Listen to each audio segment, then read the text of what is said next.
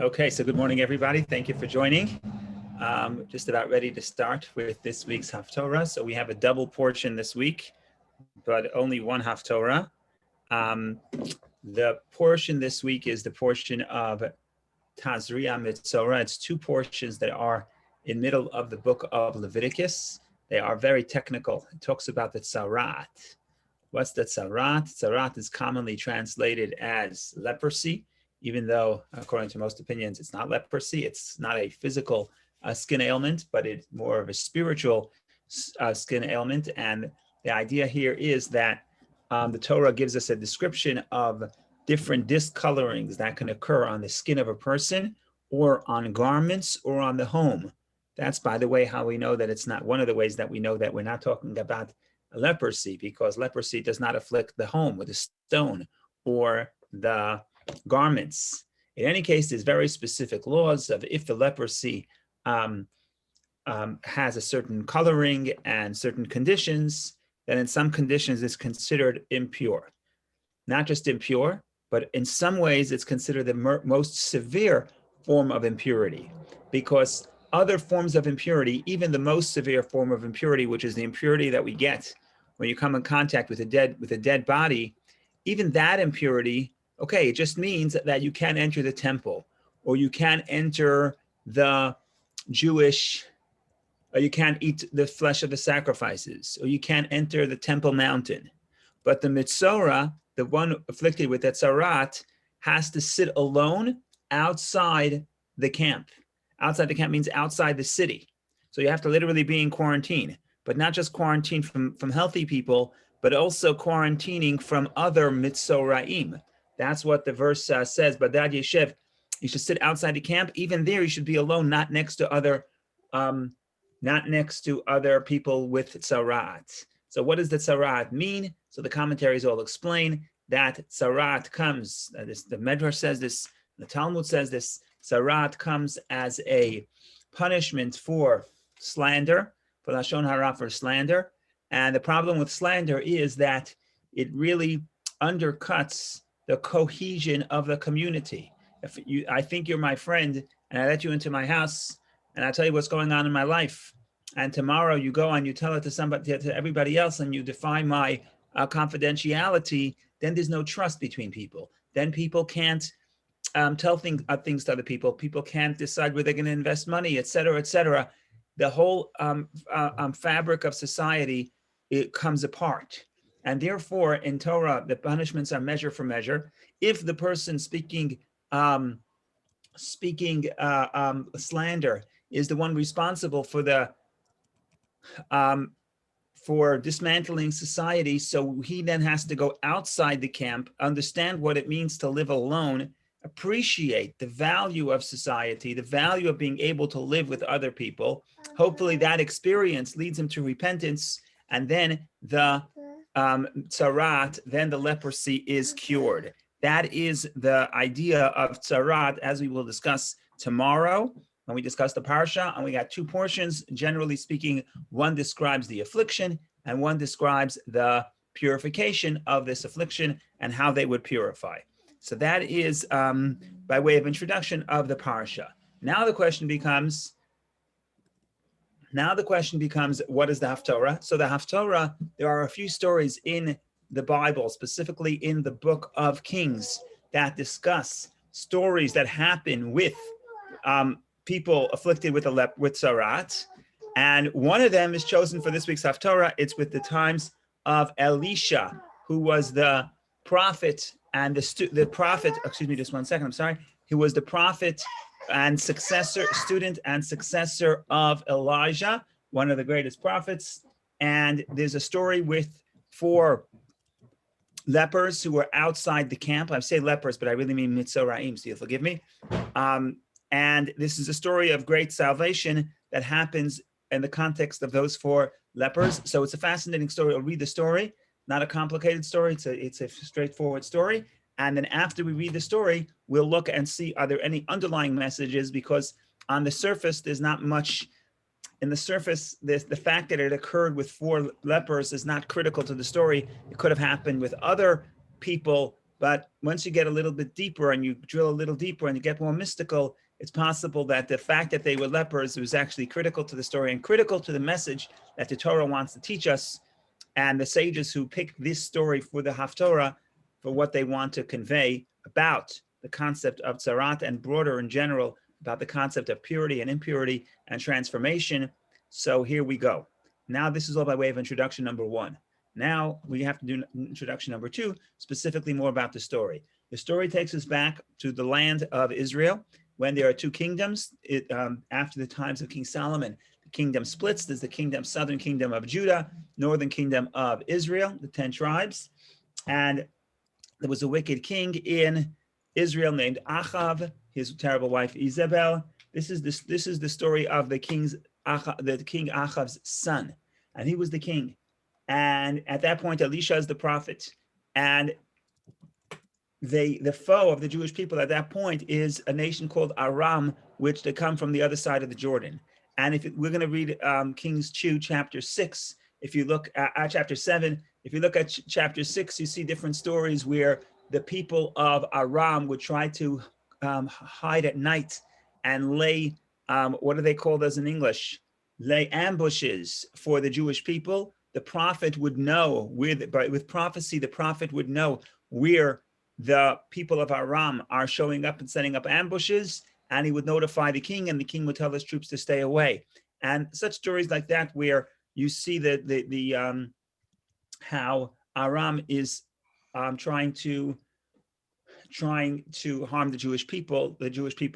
There's another whole story there, but we're not going to get into that right now. It's chapter 6. Chapter 7 describes, the end of chapter 6 describes a terrible siege. Aram lays siege to the city of Shomron. Shomron is Samaria, the capital of the kingdom of Israel. And in chapter 6 is terrible discussions about terrible famine. A horrible description. A terrible description. I hate to say it this morning, the sun is shining, it's a beautiful day. The description is like this: a woman comes to the king and she says, we have a problem. I want to take my friend to the court case. What happened? Its famine was terrible. So the woman tells her, how about we kill your son today, we'll eat your son today. Tomorrow we'll kill my son and we'll both eat my son tomorrow. So the woman says, okay, we have no choice. We have to survive. They kill her son and they eat her son. The next day she wants food. She comes back to her friend. Today's time to kill your child. And the woman says, no, she hid her child. It was a scam. So she comes to the king, and the king sees this. He sees how terrible the famine is and how terrible the people have to what state the people have descended to. And the king is terribly upset at the prophet for whatever reason, because the prophet is not helping them. And also because earlier in chapter 6, the king had an opportunity to smite the people of Aram, the army of Aram, and the prophet told him, don't do so, instead feed them. There's a whole story. So the king is very upset at the prophet. So he sends to call the prophet. The prophet comes and tells them, tomorrow, there's going to be so much grain in Samaria that the price of grain in Samaria is going to be 1 se'ah of fine flour for a shekel and 2 se'ah of barley for a shekel. Now, this was impossible. The ministers of the king laugh at the prophet and say it's impossible. Even if God makes the rain descend today, it takes time before bread can grow. It takes time before it can hit the market. It takes time before the price can be adjusted. But that's what the prophet says. The prophet says by tomorrow, within 1 day, the price of bread is going to collapse to 1 se'ah for fine flour, 2 se'ah for barley. And now we have the story of that night between the prophecy of the prophet Elisha and the next morning when the prophecy hopefully is going to come into fruition, we hope. We don't know the end of the story, so we are in suspense. The fact that you've been reading the parsha, that you read it last year is not important. You're supposed to read it with fresh eyes, as if you never heard the story. So we are completely in suspense. Now, so we have 4 people in the city. We have a city in siege. Around the city is the people of Aram. But we just said we're in the portion of Metzora. There are people with leprosy or with tzarat. They're not allowed to be in the camp.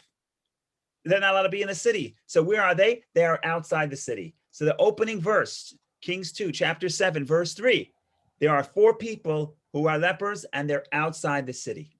Now there were 4 men stricken with tzarat at the entrance of the gate. And they said to each other, why are we sitting here until we die? If we say that we will come into the city with the famine in the city, we will die there. And if we stay here, we will die because they're hungry. So now let us go and let us defect to the Aramean camp. If they spare us, we will live. And if they kill us, we will die. So they were a terrible enemy of the Jewish people. So we go to Aram, there's a good chance they'll kill you. There's a good chance that they'll sell you into slavery, but at least there's a chance to live. If you go into the city, you'll die of famine. If you stay outside the city, you die of famine. That's the problem. So that's the dilemma that these four lepers are facing. Verse 5, and they arose in the evening to come to the Aramean camp, and they came to the edge of the Aramean camp, and behold, no one was there. They come to the Aramean camp, which was laying siege to the city. They show up, all the soldiers are gone. What happened? Verse 6, now the Lord has caused the Aramean camp to hear the sound of chariots and the sound of horses, the sound of a great army. And they said to one another, behold, the king of Israel has hired for us the kings of the Hittites and the kings of the Egyptians to attack us. So miraculously, God creates this noise, terrible noise. And the people of Aram say, even though the king of Israel was weak, but maybe he managed to create a coalition and get allies of the kings of the Hittim and the kings of Egypt. And now the people of Aram are afraid that the noise they hear are the surrounding armies of creating a coalition with the king of Judah, with the king of Israel, and they run away. They run all the way to the Jordan, as we will read. And they picked themselves up and fled at dusk, leaving behind their tents, their horses, and their donkeys, the camp as it was, and they fled for their lives. So everything is in the camp. There are horses, there are donkeys, everything is there, food, everything is there except for the people. Now these Metzoraim, the people struck with the Tzarat, came to the edge of the camp, entered one tent, ate and drank, and carried off from there silver, gold, and clothing. And they went and hid them. And they returned and entered another tent and carried out from there, and they went and hid them. So they're trying to collect the spoil. So they go into a tent, they take all the material, they hide it in the ground so they can come back and collect it. They do it to another tent, but there's a whole camp. How much gold and silver could they accumulate? So finally, verse 9, they realize, maybe we should turn to the rest of the people. Maybe we should help the rest of the people as well. So in verse 9, they say, now one said to another, we are not doing right. This day is the day of good news, yet we are keeping quiet. If we wait until daybreak, we will incur guilt. Because why? Maybe people will die overnight in the city due to the famine. So let's go back at once. But the horses are tethered. I'm sorry. If we wait until daybreak, we will incur guilt. Now let us go and come and relate this to the king's palace. Verse 10. And they came and called to the gatekeepers of the city and told them, saying, we came to the Aramean camp, and behold, there is no man there, nor the sound of a human, but the horses are tethered and the donkeys are tethered. And the tents are as they were. In other words, they have the donkeys and the horses tied up. We can come, we can take them. And he called the gatekeepers, and they related to the king's palace inside. So the king hears this news. What do you do? What does the king do in the middle of the night? Well, he calls a cabinet meeting. What do we do? Number 12. And the king arose at night and said to the servants, now I will tell you what the Arameans have done to us. The king is afraid that this is not a miracle. The king is afraid that this is a trap. So he says, they know that we are hungry. So they left the camp to hide in the field, saying, when they come out of the city, we will seize them alive and enter the city. In other words, they want the Israelites to leave the city. And when the Israelites leave the city to go to the Aramean camp to collect the food, then we will be attacked by the Arameans. So the king doesn't want to open up the doors of the city because he is afraid of a trap. Now one of the servants called out and said, let them take now 5 of the remaining horses that are left there. Behold, they are like the multitude of Israel that are left there. Behold, they are like the multitude of Israel that have perished. And let us send, and we will see. So it seems like there are 5 horses left in town. Let's take those 5 horses and let's scout and let's see. So before we open the city, we'll go and we'll scout and see what's happening. Verse 14. So they took 2 riders of horses, and the king sent them after the Aramean camp, saying, go and see. And they followed them up to the Jordan, and behold, all the way was full of garments and vessels that the Arameans had cast off in their haste. When they were running the whole entire way back to the Jordan, you have on the sides of the roads is vessels and garments from the fleeing Arameans. And the messengers returned and related to the king. And the people went out, verse 16, when they hear the noise, when they hear the news. Now the people went out and plundered the Aramean camp. And what happened? There was so much bread. And what happened? Exactly as the prophet says. And a sa'ah of fine flour was sold for a shekel, and 2 sa'ahs of the barley were sold for a shekel, according to the word of the Lord, just like the king told, just like Hashem told the prophets. Now the king appointed the officer upon whose hand he leaned over the gate, and the people trampled him, and he died, as the man of God had spoken, which he spoke when the king has come down to him. Oh, I forgot to say this detail.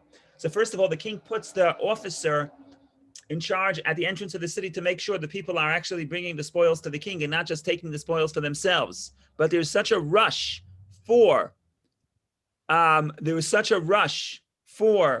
the food that this minister who yesterday laughed at the prophet was trampled by the masses and he died. I forgot to tell you that yesterday, the prophet, when the prophet gave the prophecy that tomorrow the price of bread, the price of wheat is gonna collapse back to affordable amounts, the prophet and the shalish, the minister, was laughing, and the prophet tells the minister, yes, but you're not going to be able to enjoy that. And that's exactly what happened. Verse 18, and it was when the man of God has spoken to the king, saying, 2 sa'ahs of barley will be sold for a shekel, and a sa'ah of fine flour will be sold at this time tomorrow in the gate of Samaria. We just one moment. I'll finish the 2 verses.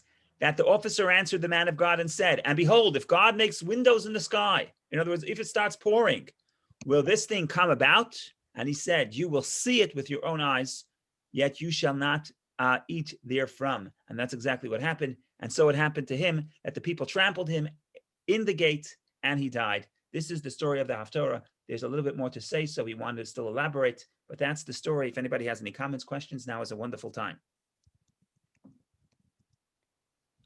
You know, the story about there's so much noise that they get scared and run away. That happens in the Independence War in Israel also. Yes, that's an old trick. Remember, the people, they don't have good intelligence, and they're afraid, and they're dealing with their own demons. They don't know that you're going to battle. You're afraid, and therefore, it doesn't take a lot to create a panic. You just need a few people afraid starting to run away, and that creates a panic.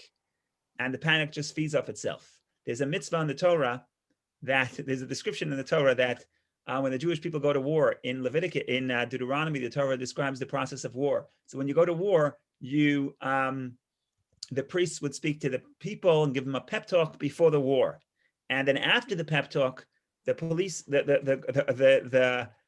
police would stand behind the lines and not let anyone flee. I know the Russians did that in the Second World War also. Maimonides says you can't run away. If you run away, the beginning of running away is a retreat. It causes the entire camp to collapse. So it takes a little bit of fear, and an entire camp could collapse, and that seems what happened over there. Okay, so let's think. By the way, just one interesting point. I don't know if this is true, but I don't know if this is true or not, but why not?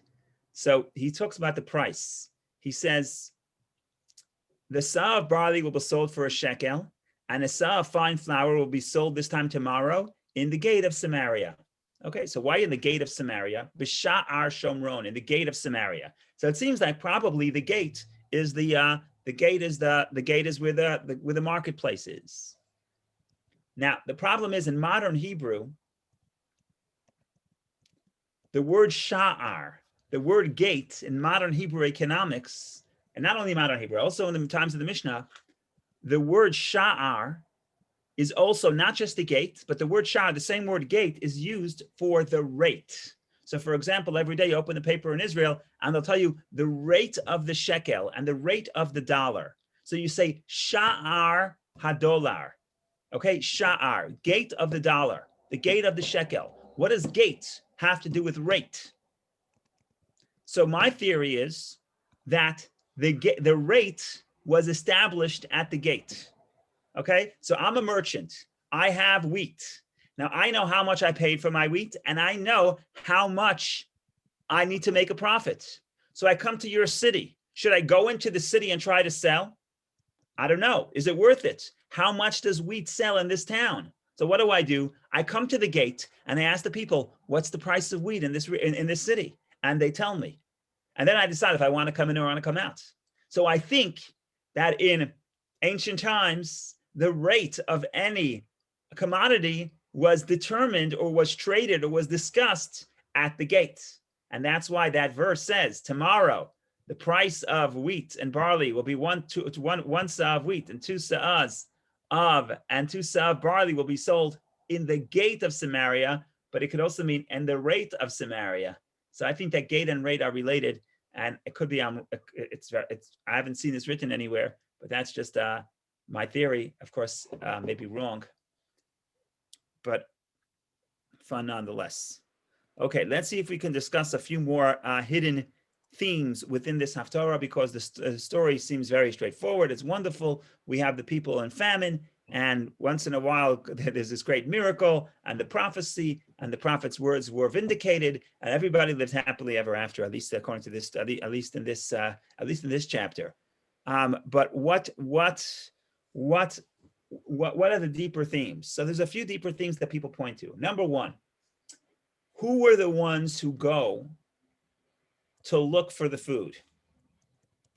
The people who go to look for the food are the people who, in some sense, are, and these are the people who create the transformation. Who creates the transformation? They are the 4 lepers. And the 4 lepers are the lowest in the ladder of society at that point. They're not even allowed into the city. So what happens here psychologically is very interesting. Often when people have something to hope for, so that hope traps them. So if you're in the city, you say, well, the walls of the city are protecting me. The fact that these people had nothing to hope for, they had nothing to lose, so they hit rock bottom. Specifically, the people who have nothing to lose were the people who are not afraid to take a risk and create that transformation. So that's just a practical psychological point. There's a saying King David says in the book of Psalms, I lift up my Shir LaMalot, song of ascents, I lift up my eyes to God, may ayin yavo ezri, from where will my help come? Ayin is from where? Ayin also means nothing. So the sages explain one way to read it is, he's asking a question, from where will my help come? The other way of saying it is, may ayin, from nothing my help will come. In other words, as long as I hope for something natural, the miracle doesn't happen. When I give up all hope and I say, now it's in God's hands, now God will make it happen because I have nothing to count on, that's when the miracle occurs. So that's a similar theme. That's one point. But another point here is that, again, the theme here is the people on the lowest rung of society were the people who create the transformation. And that is the theme of the tzarat in general. The tzarat is someone descended so low that they have to be outside the camp, because as we spoke before, it's a punishment that comes for slander. So the fact that we are sent out of the camp, now a person could think, I have no hope. What we see from this Haftorah, not only you don't have any hope, not only you have hope, but you could actually bring hope for the rest of the people. In other words, no matter where a person descends to, no matter how low a person descends to, the message of the Haftorah is, because again, the tzarat is one of the forms of impurity, the most severe form of impurity. The message of tzarat is, no matter how low, it could grow into salvation. It's up to you to transform, and then you can not only transform yourself, but you can transform your community. So that's the second point. A third point that I want to say is very interesting. What did we say? We said that tzarat starts when people are into speak slander. In other words, they are breaking down the fabric of society, because society is based on trust, and trust is based on people respecting each other's information. And the slander is really tearing the society apart. Now, what do you see with these 4 people who were Metzoraim, who were afflicted with tzarat? In the beginning, they say, oh, there's so much food, there's so much gold and silver, let's hide it for ourselves. There's 2 verses describing how they hide it for themselves. But all of a sudden, they have an epiphany. What's the epiphany? The epiphany is, what about all the people in the city? That is where the process, what made them a Metzora, now they're transformed. They're not no longer are they separating themselves from the community. Now they consider themselves as part of the community. That's the beginning of the healing and the spiritual healing that ultimately will lead to their healing and to the healing of the city. So you see in verse 9, this is this transformation. You had 4 people who were Metzoraim, who afflicted with leprosy, which again, with that connotation is that they're separating themselves from everybody else. They're not respecting the community. Verse 9, now one said to another, we are not doing right. This day is a day of good news, yet we are keeping quiet. If we wait until daybreak, we will incur guilt. Now let us go and come and relate this in the king's palace. The person who has food, who has drink, who has gold, and who has silver, and then says, it's not right. It's not right for me just to take care of myself. That's verse 9. I have to take care of others. That is the transformation within the 4 lepers. So again, the opening statement the opening question for thought was, is this just a story about the famine and the miracle? But it just so happens to be technically there were 4 people that were the people who first realized the miracle were people with leprosy, and that's the connection to the parsha. That seems very just technical. It could have been somebody else. But if you look at the deeper meaning, no. What this Haftorah is adding to us is that people, even if they're on the lowest level, because they undermine the cohesiveness of the community and they speak slander and they separate themselves from everybody else, even they could transform and not only help themselves, but help the entire city and bring salvation to the city. But how do you do so? When they realize it's not okay that I'm just for myself. I am part of a greater society. I'm part of a greater community. When they realize that, that's when the salvation comes about. So I think that's a beautiful idea. It's a nice story, nice lesson. More information about the Tzarat will come tomorrow at 10 o'clock in good health. L'chaim, cheers. Thank you, Rabbi. Can I ask you a quick question about the, I'm still in shock after the story you told me in introduction. Yes, it's a shocking story, absolutely. If you want to see it if you want to see in the gory details, you look at the chapter before. I'm sorry? I don't. You don't? Okay, good. Not on a day like today. It's too nice. Maybe tomorrow will rain. Look at it tomorrow. Right. So my question is, comparing to that kind of sin, what is the level of morality? What is the ethics of those times? Because we don't know much about it. So the leprosy, the slander is considered even worse than killing your own child. I think that that story is not unbelievable. You cannot comprehend in these days. Oh, so what I think is that the purpose of that story is not to tell you that the people were good or bad. The purpose of that story, that's extraordinary. That's like judging people in the Holocaust. You can't judge people who are so starving that they have to kill their own children to eat and survive. But what we are trying to say is, look how quick what that story is here to do is show the transformation. 24 hours before, people are ready to kill their kids. 24 hours later, the bread is available. So that story is not I don't think you can ask, what is the morality of the people at the time? You can't judge a person when they're starving to that extent. I think that's how I read the story. So I read that story as just showing the depth of the sorrow and the difficulty and the tragedy of people who can descend to this state because of a terrible famine. Now, if you are in that environment, God forbid, and the prophet comes and tells you, oh, tomorrow there'll be enough flour that you can buy a flour for $1. So no surprise then that the people and the minister laughs at the prophet and says, what are you talking about? God, even if he wants to intervene, that transformation cannot happen quick enough. And what the story is telling you is that you can have radical transformation and it can happen quickly, because God doesn't always have to work in a natural way. The unexpected could happen. If you could connect to the miracle, the unexpected can happen. And sometimes we have our expectations, but they limit the horizon of possibility.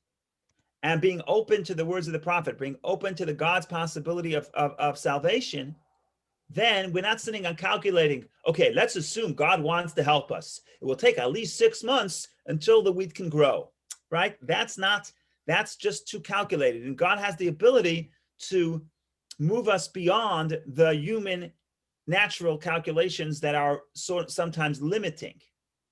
And things can happen, great transformation can happen very quickly is, I think, what that reading this chapter 7 with chapter 6, that's really what you're getting here. You're getting here the depth of the terrible situation they were in yesterday to the complete opposite just 24 hours later. So that's how I would read it. Yeah, but also the other question comes that the people who usually afflicted with tzaraat are on the highest spiritual level. So that's why the transformation is not so surprising for them to hurry to the city and provide the. So that's the Kabbalistic approach that that tzaraat is people on a high spiritual level have no other problems except the slander. That's more of a spiritual perspective. We'll have to manage that tomorrow. But on the surface, what's the simple pshat, the simple meaning is, tzaraat is slander. Now what we're saying is these are people who have no other problems except for slander. Slander is so we'll discuss that tomorrow. But the simple interpretation Maimonides says slander comes from lashon hara. Tzaraat, leprosy, comes from lashon hara. So what does one have to do with the other? Why is speaking slander going to get me to the position that no other impurity will get me to? I go to a funeral, I touch a dead body, I'm impure for 7 days. I need to sprinkle the blood of the red heifer, the ashes of the red heifer. Very difficult process of purification. Yes, but if I'm not pure, there's no problem. I could be in town, I could be in my house. There's no quarantine. But tzaraat, you have to quarantine not only from other people, but from other lepers. In other words, from other people with tzaraat. So here's where the sages say, don't underestimate the destructive power of slander. It's not just entertainment. You're really destroying the fabric of society, because the fabric of society is based on trust. I can tell you something. I can get information. Remember today, there was no Twitter, right? So where do you get your news from? You get people share with you. People tell you, but you have to be able to respect people's privacy, and that's how trust is created. And if there's no trust, there's no investment. If there's no investment, there's no growth. If there's no growth, there's no food, et cetera, et cetera, et cetera. So this idea of being a Metzora as described in the Torah, which again is not leprosy, it's miraculous, is something that is a problem. It's really the lesson of understanding the value of being in society. Even if you don't love everybody in your society, the fact that we are living with other people and everybody contributes to the society is a blessing. And the transformation begins when those people realize that. They say it's not enough that we take care of ourselves. We have to take care. What about the people in the city? The moment they do that, you know that the transformation happens within themselves. Once the transformation happens within themselves, that can have a broader impact, and then the miracle comes about. Rabbi, in the introduction, you were talking about King Achav and said this is the king's son. So who in the story? I'm lost. Who's who? Remind me the name. I forget the name of the king's son. I should know this. I know. I should know this. So, but that's the Achav's son. Remember, Achav was in the days of Achav was primarily the prophet was Elijah, and after Elijah passes away, you're going to get the next generation. Even though Elijah was alive in the end of the days of Achav. Okay, that's fine. Metzora. But who's the king's son? His name was Yehoram. Hebrew name Yehoram. And who was he in the story? That's what I. No, he's not in the story. He's in the story. When it says the king, he's the son of Achav, right? Oh, okay. The king that keeps on repeating himself, the king of Samaria at the time, king of the northern kingdom of the 10 tribes, whose capital was the city of Samaria, the region of Samaria. So he's the king, the son of Achav, Yehoram, the son of Achav. And is he as horrible as Achav was? Nobody was as horrible as Achav. He was considered terribly wicked. I don't think he was as bad. As a general rule, the kings of Israel were not as righteous. They were much more into idol worship. But Achav was unique in his wickedness, especially because he was influenced by his wife Izebel, who also was not of Jewish descent, but that's another story.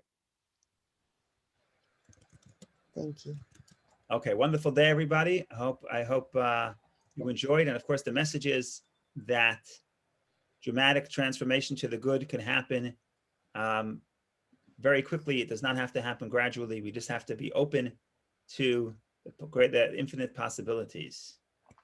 So l'chaim to that. Thank you. Thank you, Rabbi.